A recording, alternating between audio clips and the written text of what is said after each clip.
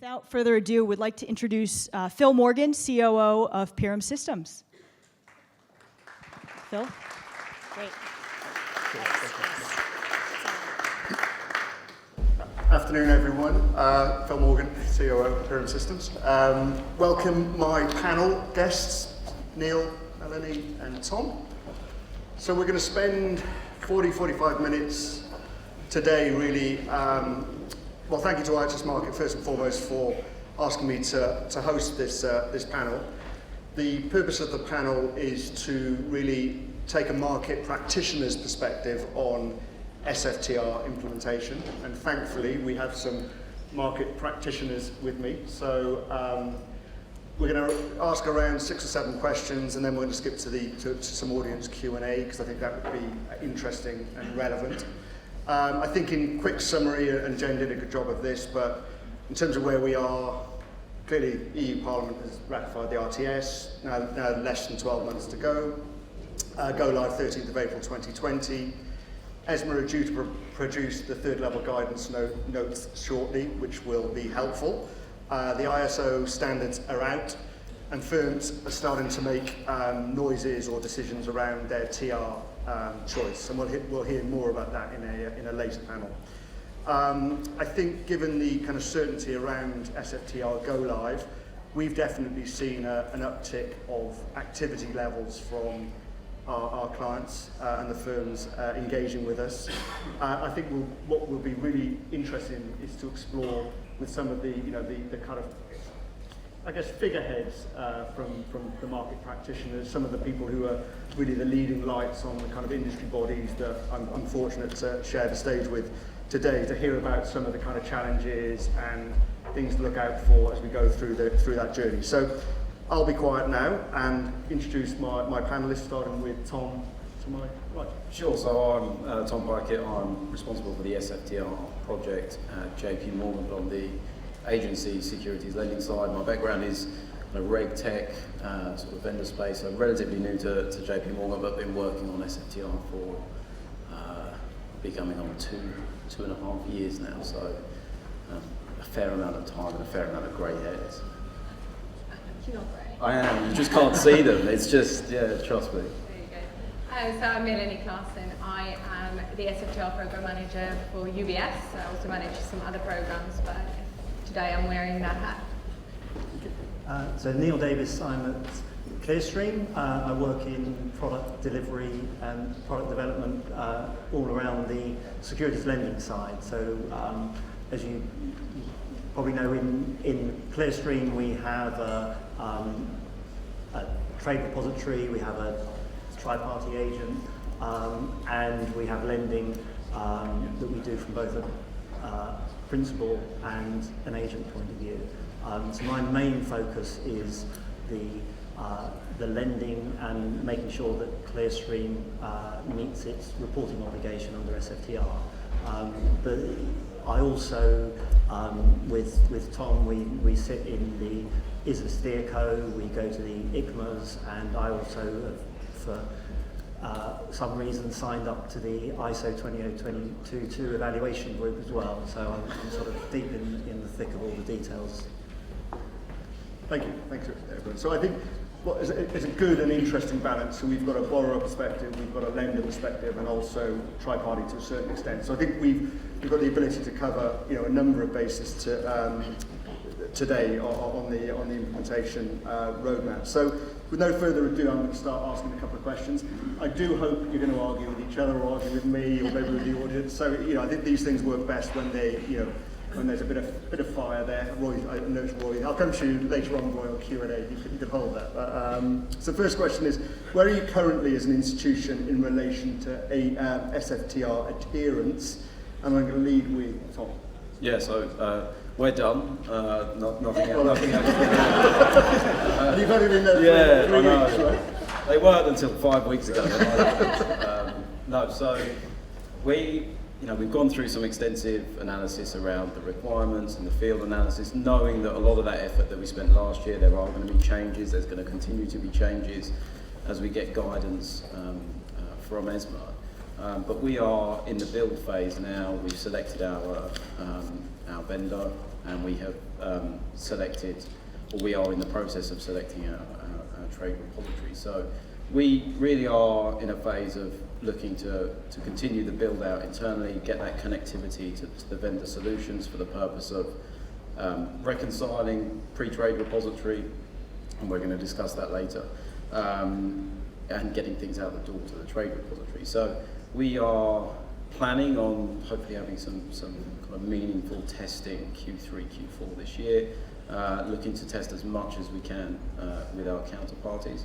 And then the other couple of key streams that we're going through are our outreach program. So we obviously need to share with borrowers where we are sharing data with them, where they're going to get it, what the timings around that to support their reporting is one part. The other is obviously our beneficial owner or client outreach to make sure they're aware of what we're doing and kind of reporting for them. So there's lots of different streams going on. I think the development stream is going on quite nicely.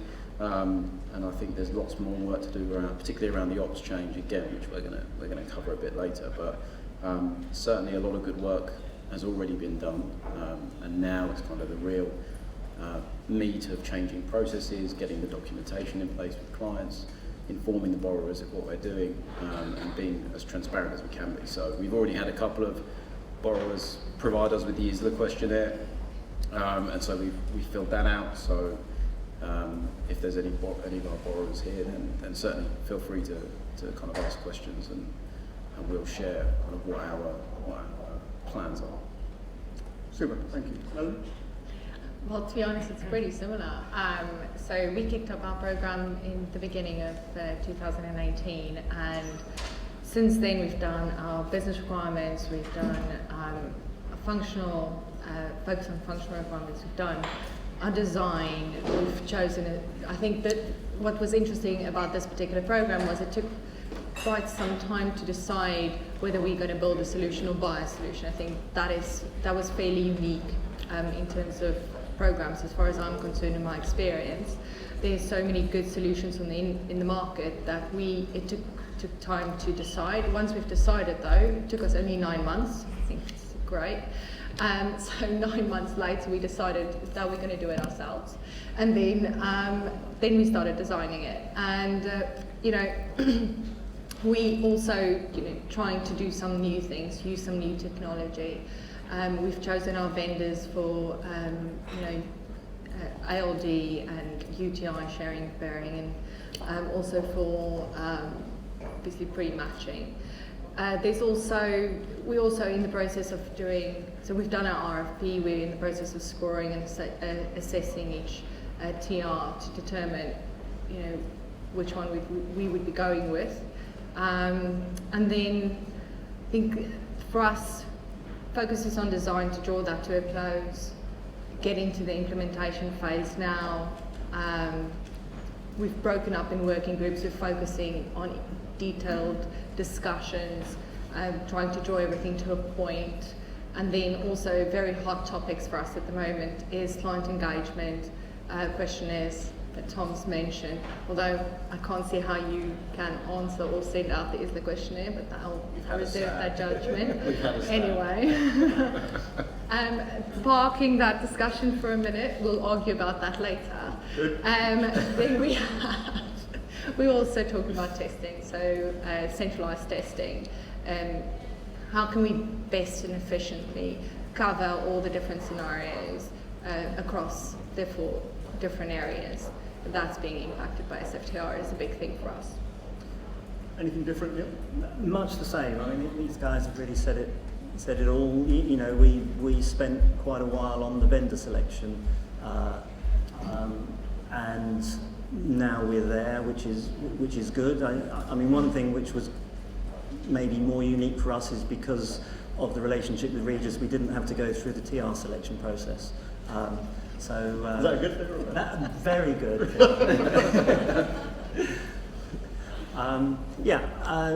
So I mean, all the same things that you guys are saying. The client outreach is a big thing at the moment. I mean, one of the things as an ICSD, we have our fails lending system, which again is a bit niche. And that causes a lot of issues, I think, for a lot of our borrowers and lenders of that product. They don't really model those loans within their books. So it's not something that's easily reportable themselves. So, you know, it's somewhere where we are offering delegation. So a lot of the communications at the moment is really going around all our fails borrowers and lenders and trying to encourage them to sign up for delegation. Not that everyone has yet. And we might not. We'll talk about that later. So it sounds like as individual firms, you've kind of gone through the RFP, the DD, to a certain extent, maybe TR is happening now, but will be resolved relatively quickly. So is it a matter of now you're coming together, or we're coming together as an industry, and now we're looking at the kind of challenges, now we're getting into kind of the meat? Is that kind of fair to say, would you say? And based upon that as an assumption, what, if any, challenges have we already overcome as an industry? And I'll ask you, Melanie. And then obviously the next question is going to be but anyway, what has changed since I had the discussion? So I was going to shout out backloading, but I've just recently been told that that might not be a win. And then We shouldn't have talked backstage, that's the trouble. Yeah. all right. So the question is, what challenges as an industry have we already overcome, if any? So I think it depends on who you're talking to, whether it's overcome, whether we've actually drawn a line in the sand and said, we've all made this decision now we can move forward. And I think that's clear and evident in the discussion and the banter that we've just had. And so, you know, there have been data field analysis. We have been working together on testing consortiums, trying to you know, make things more efficient. We've been raising the requirement for being able to do client classification and client outreach via certain means, or by more efficient means as an industry, because we're all asking the same questions. So they may have not been solved for yet, but they are definitely hot topics within working groups that we are working together to solve for. So I wouldn't say the challenge is overcome. I think that will probably be done, you know, when we've delivered SFTR and everything's a tick in the box. But we're working through each issue as it's coming up, and I think that's pretty much the best thing. From a collaboration perspective, I would say SFTR has really brought everyone together. There are vendor working groups, trade repository working groups. There are, so when I say vendor, there's design partnership groups. There's the trade association working groups, and everyone is doing a part in solving these issues. And like I just said, you know, I don't want to risk saying something's been solved for And it. then Then it's not. not. Okay, that's fair. That's fair. It's Chatham House, by the way, so there's no reporting. But so, anything that Melanie's missed that that we should be given a pat on our collective backs for? I think the key word there was the collaboration. You know, I think that's something which is. I don't know whether it's happened before on other regulations, but just that feeling of through the ISLAs and the ICMAs and, you know, these kind of meetings is just sharing knowledge and, you know, reading the RTS, you know, 400 pages of RTS document, and, you know, it was a bit like going to reading club or whatever, and but without the alcohol, and we're looking Maybe at that's the issue. Maybe you know, certain paragraphs and how it fits with our firm, and explaining to everyone else and other people saying, oh, you know, I really haven't thought of that, but now you say that, yeah, I can see the same implication on us. So that sharing, I think, is quite new to me. So a major sea change, and again, I guess with my ex-practitioner's hat on, was previously there was a lack of that, right? People were would play their cards very much close, and it seems those barriers, at least in relation to regulation adherence, seems to have been kind of dissolved or resolved. So that's pretty powerful, right? That's the feeling I have, but I'm new to this as well, so I don't know you guys whether you feel the same. I mean, I think the amount of people that are attending, and well, not just attending, but are engaged at the different working groups is really quite impressive. And the level of knowledge in that room, just sitting in that room, you don't even have to say anything. And you can gain so much insight into how the reporting is going to work, and then ultimately, obviously, booking practices drive how a lot of, and some booking practices shouldn't, but some drive how the reporting is going to work, and so it's kind of a shared education. Yeah. So it's not just around SFTR, but it is much broader than that, and so we're now starting to understand each other's booking practices, or we're getting there, and that's a big part of the work coming through. You know, we're going to start looking at corporate actions, and so you're not just looking at, well, from a regulatory perspective, you're looking at how can I streamline a lot of the practices around corporate actions, booking practices, which will have a good impact on SFTR, but will have a broader kind of efficiency saving. So nothing, I think, is achieved concrete yet. Backloading would have been a good one, but we are. But in some ways, the fact that we've got the kind of consensus, the right people in the room now, who've got the right understanding, and maybe it's taken 18 months to get that understanding, means that now at least we can start answering the questions as a collective, because now we've got kind of relative and intelligence, understanding, however we define it. Is that fair? You can't really underestimate the value of those groups. That's huge. You can't, It's huge. Yeah, and I mean, underneath the regulation, my understanding is the FSB, what they want is us to gradually, maybe change some of our booking models or change the way we work to gradually come together.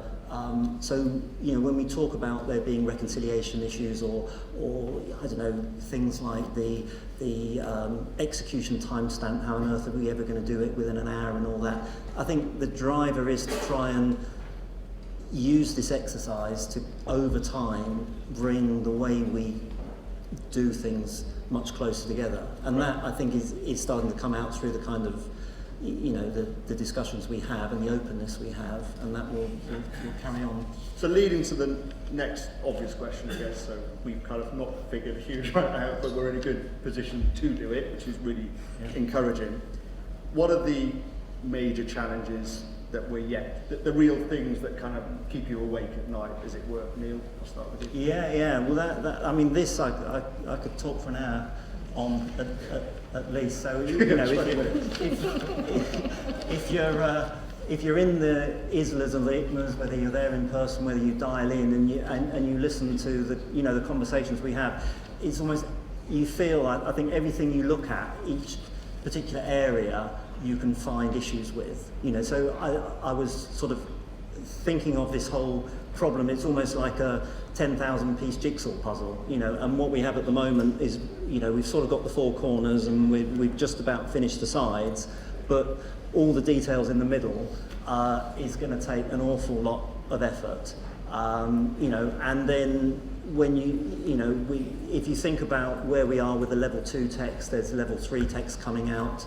Actually, I was on a call today with ISO where Nikolai from ESMA was there, and who said it will be, I think there's a meeting on the 23rd of May, and it'll be soon after that. So this level 3 user guide text that's coming out will be towards the end of May.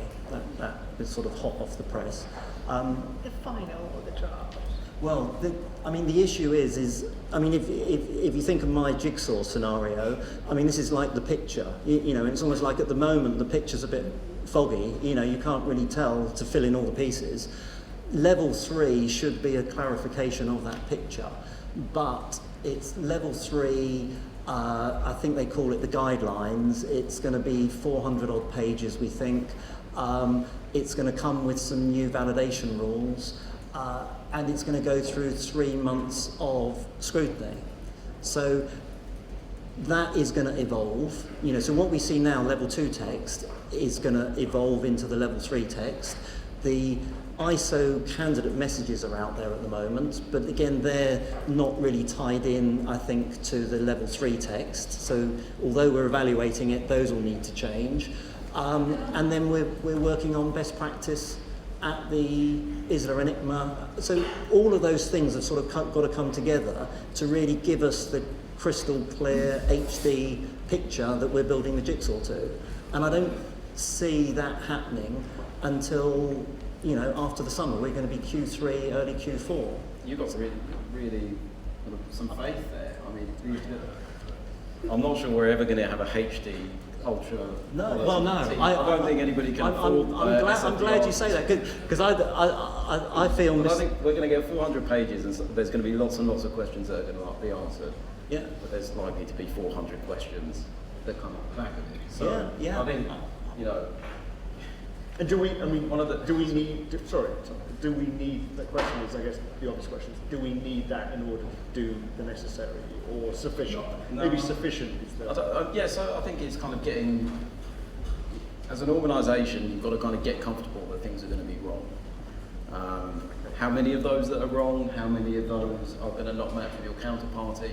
If you look at what regulators have fined people for previously, whether it's MiFID, whether it's EMIR, I'm not picking on any firms because they're all Topical. I'm not. And if you actually look, as I sadly have, read through kind of the MiFID fines that have been given out. The same. And the EMIR fines, and a lot of it comes down to, so the large portion of it is failing to report stuff, which, you know, is kind of unforgivable, but a lot of it is around oversight, governance, and knowing where you're wrong, and things like that. So, you know, things like price, we discussed it, isn't it, right? If you know price is never going to match, then you tag that in your internal control framework, whatever it is, no, this is never going to match, we're going to get this many breaks on it, fine. Log it, record it, if the regulator ever asks, we've logged it, we've recorded it, we've discussed it, is that we've gone through our process, but I don't think we're ever going to get to a stage in the near, not ever, but certainly in the near future, we're not going to have all of these sort of questions. The next 50 years or so. Exactly. The way my pension's looking, I'll still be working. You're young, Tom. I think the key on this one is quality assurance. Would you agree with that? Then? The same kind of pragmatic. I mean, again, this is Chatham rules. You know, we're not going to get the board to reiterate that. But you know, is there a kind of good enough? At least there has to be. Yeah. There has to be. You have to do a certain level of risk acceptance when you are with any regulatory project. So yes, this is not unique to SFTR. This is, you know, we are trying to do the best we possibly can. I think we are thinking internally to our firm. We're definitely thinking about ways in which we can solve for that and ensure that we identify the problems that we have within our reporting in the best, most efficient way. And then follow on from that, what are we doing about it? Obviously, that's the rest of the story. And then, you know, and I know I don't want to steal your thunder, but in terms of moving the dial and making sure that, you know, you address things before it gets reported to the TR, that's where some of the value for us comes from. Within the pre-matching, or what you can call the contract on basis. I know you do. So we definitely would be focusing on quite a bit of effort in that space so that we can increase the quality. And because with the increase of quality, ultimately down the line, SFTR can help us make more efficient trading decisions at the end of the day. Exactly. And you alluded to it, Tom, and I guess given your previous hat, I guess it'd be an interesting view, but given EMIR or MiFIR lessons, processes, I mean, I think you both, Melanie, I think you haven't, but Tom, you definitely have, and Neil, you have to a certain extent. But Tom, have there any lessons have we learned any lessons through SFTR as a result of the other big regulations that we've kind of gone through as an industry? Yes, absolutely. I think testing and industry testing probably was one of the first discussions I was involved in however many years ago, and the kind of ambition to test across your counterparty base. So it's kind of testing early and testing with as many counterparties as you can. That has gained so much traction, you know, and there's, I can't remember what they call it, symposium, forum, testing group. Consortium, that's it. So symposiums in a week or so. So that kind of drive to have that sort of testing with your counterparties is really one of the best ways to drive out issues with your data and issues with booking models. And so I think that's definitely a lesson that we've learned from EMIR. You know, everybody kind of harks back to EMIR. You know, it has its challenges, it does, but I think a good that's come out of it is the recognition that there probably wasn't enough time for testing with EMIR. Is there a certain view that EMEA in some ways was always destined not to be a great success? Was it designed to be? It was a scramble at the end. Okay. And was that a timing thing or a design thing? Probably a bit of both. But bear in mind, given the regulators kind of an element of slack in that they hadn't put together a regulation that complicated before. The predecessor to it was MiFID, which was 24 fields of data, I think. And then they moved. How quickly you forgot? Yeah, I know. Yeah, I know. My daughter knows how many fields there are in MiFID. So it took again another lesson that's definitely been learned from those regulations is that the regulators do listen. Like if you look at how many revisions there have been of EMIR and how many are coming down the line, yes, it is a pain because you have to adhere to different standards, but they are listening. If you look at the start of MiFID II, ESMA, on the LEI, on the requirement for LEI of issuer, you didn't have to have an LEI for the first 6 months. They brought that in. And so they do listen. So I think that engagement with the regulator has increased and improved. I think a lesson that we all should learn is that we should be comfortable having a conversation with them because they need guiding by people like us and the people in the room to kind of help them understand the market. And I think those are probably the two. So the $1 million question, probably to you, but anyone can answer. Will SFTR be a greater success than EMEA? Yes. Thank you. I keep on being told yes and no. I think that was my That's question. categorical. I'm glad Melanie. I know. I suddenly sound much more assertive. Yeah. Yes, it definitely will, because we're all doing it. So there you go. Correct answer. Yeah, correct answer. Thank you. So moving on to we've got one or two questions left, and then we'll go to the audience for some Q&A. So, presuming April 2020 for phase one, we passed it. What consideration should people have post go live? And I'll ask that to. Well, post go. I mean, one of the things I think we're all aware of. Maybe we need to make our managers more aware of. I think your go live date is really just the start of it. So I mean, one of the things, as I think we all know, it's not all in one wave. There's 4 waves of go live. Quite often, I think if you're an agent lender, you're facing borrowers. The borrower's going to go in wave 1. Probably your beneficial owners you might be acting on behalf are going to be in wave 3 of their funds. So this thing is going to stretch on. Even the first bit of people going live is going to stretch out over a year. The bit of backloading, which we didn't touch upon, but just to say that at the ISLA and ICMA, we had been pushing towards something where all the reporting would be done on day 1. There's now a bit of a pushback against that. We're realising some of the implications of that, and now it could be that we're going back more in line with what's in the level 1 or 2 text. I forget where it sits, but there's the 180-day, 190-day thing.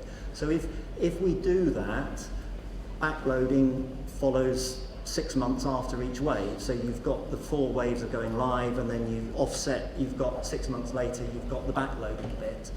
Then you've got the reconciliation bit. You've got a load of fields up front, a loads of fields 2 years after the last lot go in, I think. And then we've also got 2 odd bits in the middle because of some, typo in a bit of text that's now gone into law. So we actually got 4 phases of reconciliation.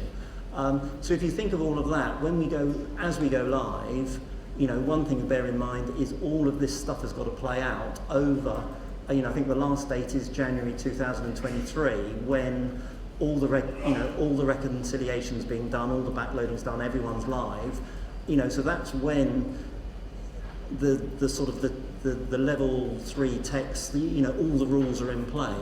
And that's one of the things I think that, you say, what you've got to bear in mind when you go live. That's one of the things. So this from a sort of development cost, not only will we be doing changes and upgrades, because as we were saying with my HD picture, that it's not going to be HD, it's going to be still quite foggy, and there's going to be a lot of adjustments needed.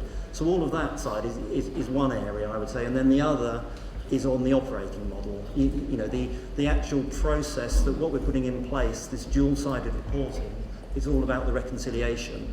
And that, again, at ISLA last week, or earlier this week, it all gets a bit muddled. Tuesday. Was it Tuesday? All right. Seems like a longer time ago than that. That we've started to really look at that, and you know, some of us, there's been some emails bouncing around again on this collaboration between companies, looking at what we see from the operational model, and that's where, as Melanie touched upon, you know, how important will pre-TR reconciliation be? You know, does it have a big role to play or a small role to play versus the TR's own reconciliation? And then how do you gear up for that? How many people do you need to do that? Do you need an army of people? You know, so that whole operating model we're just starting to analyse now, and that is going to be a massive headache from when we go live. And I think that's it's great that we're all collaborating. That's definitely a positive. One of the challenges that it brings is that on the operating model piece, and particularly around the pre-reconciliation, is I'm now to a certain extent dependent on, you know, what my borrowers are wanting to pre-reconcile and how much they're wanting to pre-reconcile, because I don't want to be sat there with 20 people ready to fix these breaks, and only Melanie's teams are interested in actually fixing them. And so there is now, whereas before maybe you could implement an operating model, you know, on your own independently, now because we are collaborating so well, and you know, this pre-reconciliation has certainly gained traction, and we are, you know, we see the value in it as well. It's, you know, it brings its own challenge in that I have to know what people are doing, when they're expecting to do it by, and how much they're actually anticipating to kind of put resource onto this sort of pre-reconciliation. Yeah, I completely agree with you. So our focus, you know, that what he says scares me. I need to be on your inner circle. It's really scaring me. I didn't realise the whole timeline. Like, you know, I was going to take holiday in January 2020. Anyways, so no, I mean that is pretty scary, and I think I need to map that out. But moving past that bit of scare that I've just had, our focus is definitely on, first of all, go live and meet the regulation with, you know, within our possibilities, like within reason. Like we said, you know, you have to risk accept certain things. We have some challenges, you know. I know that one of the issues that's being faced in general is complex trades. How do you report them? Do you risk accept them? Because sometimes you just had to like go, look, these trades are too complex to fit into these buckets, therefore we're just going to risk accept and discount them, and we're just going to tell the regulator this is how we're dealing with it. Or, you know, there are those issues that are obvious, and then there's the more subtle issues which I think we're dealing with. And then we, you know, our other focus is target operating model, right? And how do you resource it? And what Tom said is 100% correct. You need to pick up the phone to someone else who's looking at the same fields as you are. We need to develop some best practices around it. This is not new. So if I'm hearing rightly, there's the adherence for the reg, as in you're going to have an operating model to support the reg, but then as a result of the kind of grouping that you've created, there may be a new operating model or best practice. So how does that work?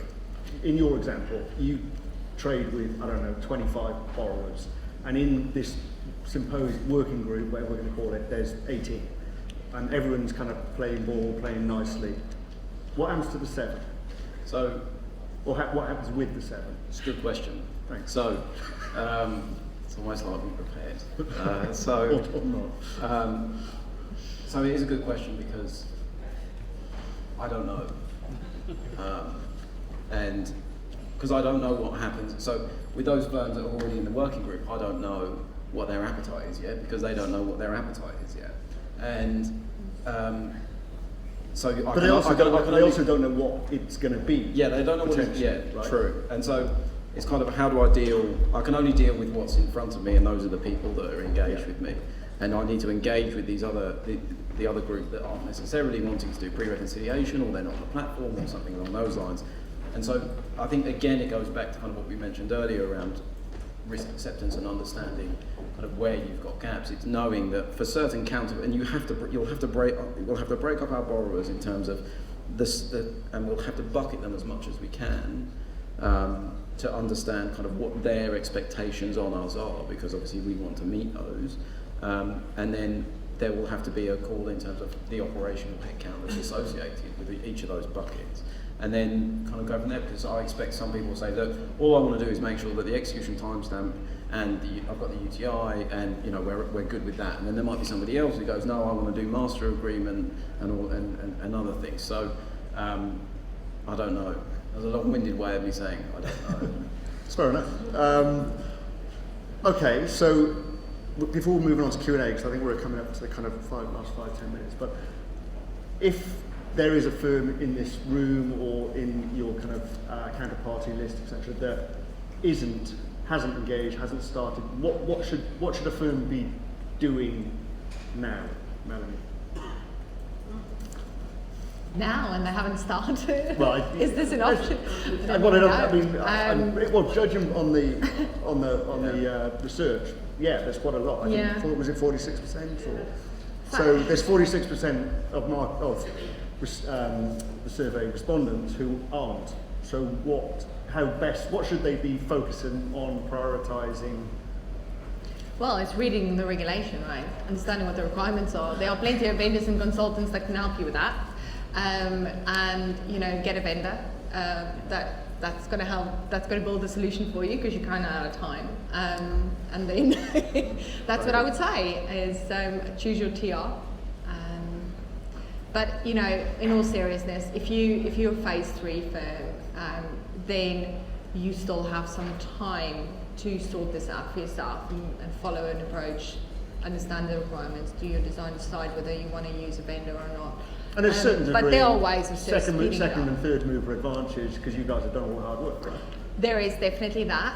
I think that's an element across most of the things that's been done across the industry.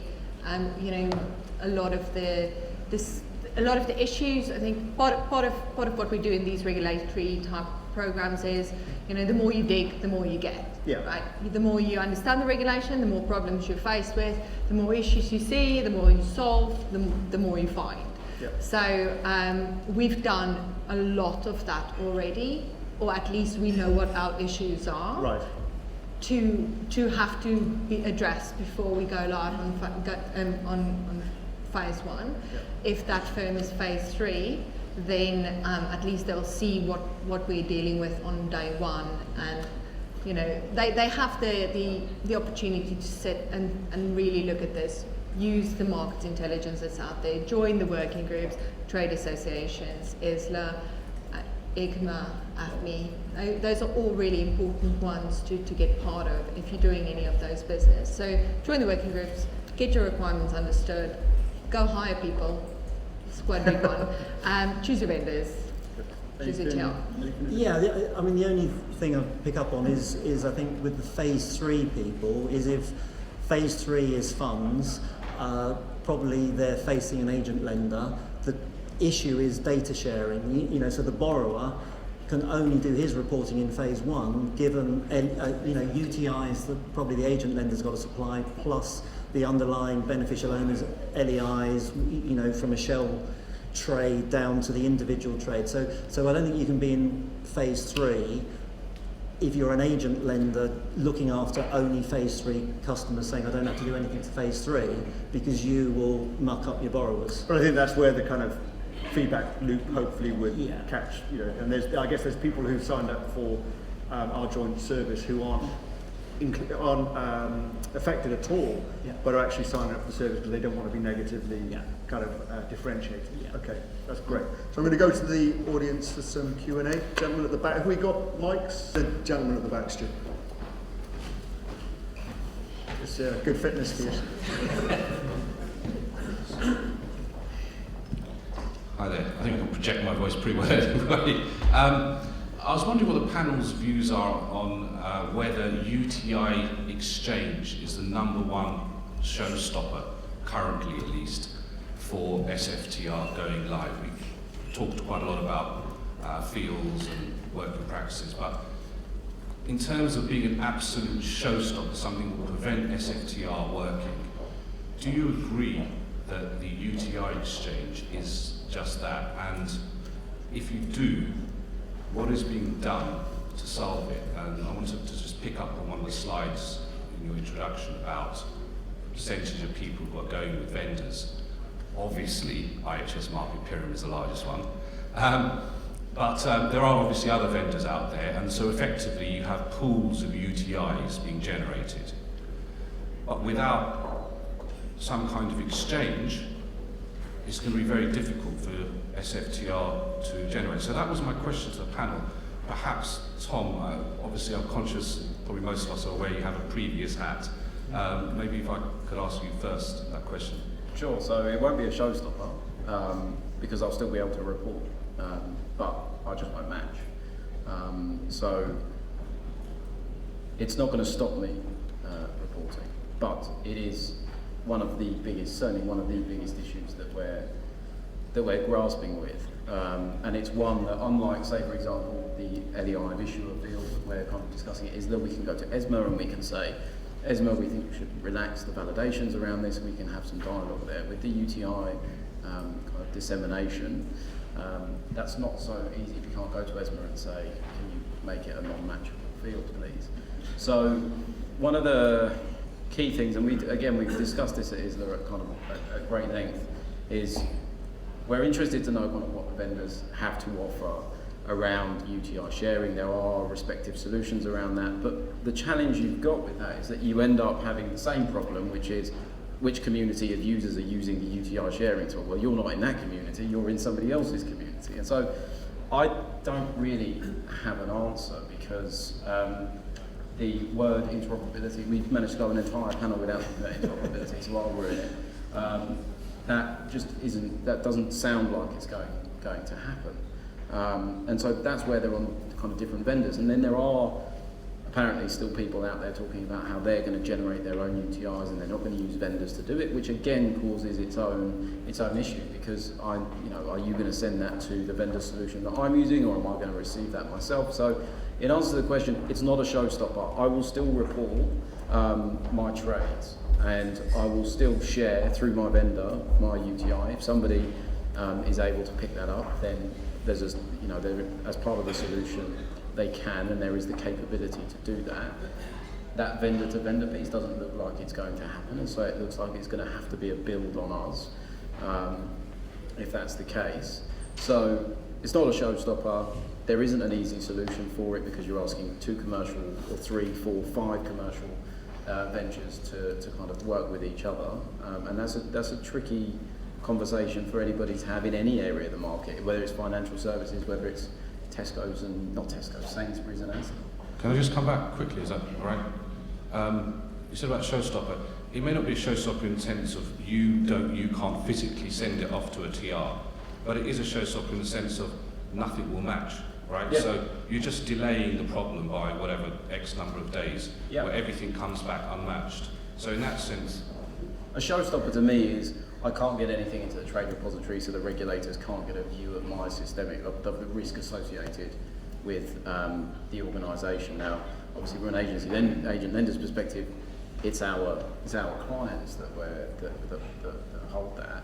But nonetheless, we take it certainly as seriously, and so I'm still going to want to provide that visibility. There are bigger things that could potentially stop me reporting completely, such as LEI of issuer.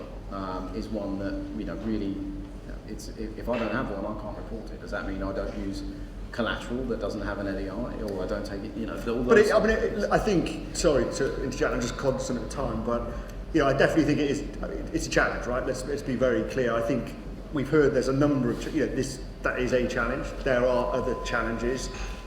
What's a showstopper, what's not in terms of. So I definitely do think it's a topic for debate and discussion, and I think we should carry that on, and obviously afterwards, and maybe Dunk's got a view or Pierre's got a view as we go through.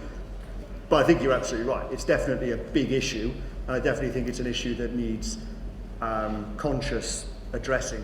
Yeah, I mean, on my jigsaw scenario, to me, it's one of the corners. Yeah. It is that important. And one thing, Tom, when you say you won't be stopped from reporting, I suppose if you're an agent lender and you're going to be the UTI generator, that's fine.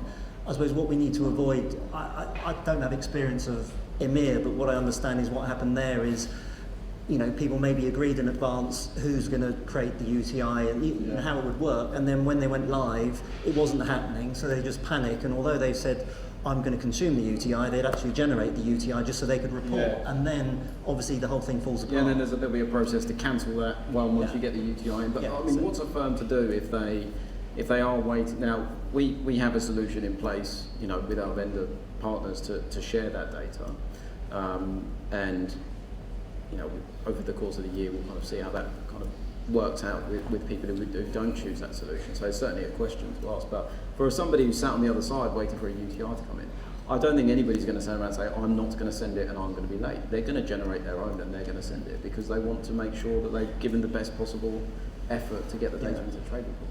But I'm not disagreeing with you. I think it's an issue. Right, I don't want to stop the debate. Just aware of time. I think we've got time for one or two more questions. Anyone else? Gentlemen. Thank you for the question. Dowd Hart, Deutsche Bank. So Melanie, I see that you're doing SFTR and EMIR refit. EMIR has come up a lot. Do you see any synergies being a program manager across both?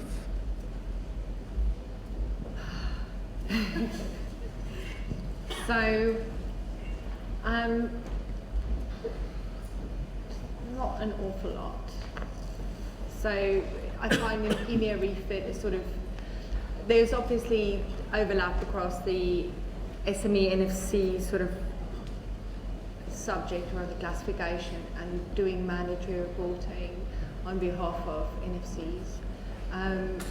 But in general, I find EMIR refit very bitty across lots of different regulations and impacting not necessarily large pieces, but sort of smaller pieces of almost everything from clearing client classification through to transaction reporting, even unclear collateral margin. So there is some, but it's limited.